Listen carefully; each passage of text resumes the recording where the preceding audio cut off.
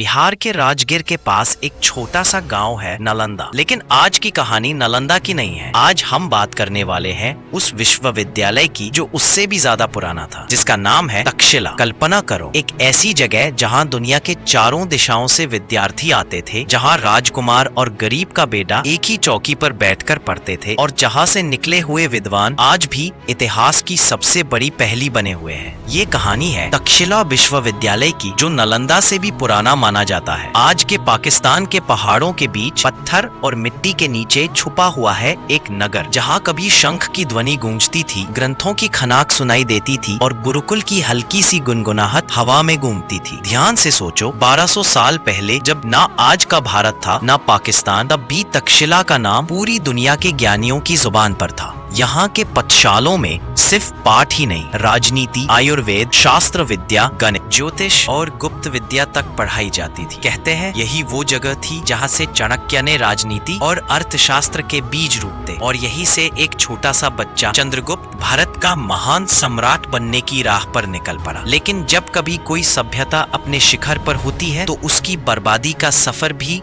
शुरू हो चुका होता है। तक्षशिला में भी कुछ ऐसा ही हुआ। जो नगर कभी विद्या का तीर्थ था, वो धीरे धीरे राजनीतिक फजीशों, युद्धों और आक्रमणों का क्षेत्र बन गया। सड़कों पर चलने वाले विद्यार्थी गायब हो गए, मंदिरों और गुरुकुलों की घंटियां थम गईं, और जहां कभी श्लोक गूंजते थे, वहीं अब तलवारों की टकराहट सुनाई देने लगी। एक के बाद एक आक्रमण और फिर आग। आग ने जंगलों को ही नहीं, तक्षशिला की पुस्तकों को भी निगल लिया। भोजपत्रों, ग्रंथों और ज्ञान के खजाने को देखते ही देखते राख बना दिया। आज जो कुछ बचा है वो बस जाली हुई ईंट, टूटे हुए स्तंभ और खामोश दीवारें हैं, जो जैसे हर रात, हर आंधी में ये सवाल फिर से पूछती हैं। जहाँ से कभी ज्ञानी, ऋषि, राजनेता और सम्राट तैयार होते थे, वो तक्षशिला आखिर किस पल, किस गलती की वजह से सिर्फ धूल और राख बनकर रह गया। और सबसे बड़ी बात, आज भी इतिहासकार इस बात पर एक राय नहीं बना पाए कि तक्षशिला का असली जन्म कब हुआ था। कुछ कहते हैं नालंदा से सदियों पहले, कुछ कहते हैं उसे भी गहरी अंधकार भरी प्राचीनता में। हो सकता है जिस धरती पर आज हम खड़े हैं, उसके नीचे अभी भी छुपा हो उन ग्रंथों की स्याही, जो शायद कभी रक्त से भीगी होगी और जिन्हें जलाकर इतिहास से मिटा दिया गया। तक्षशिला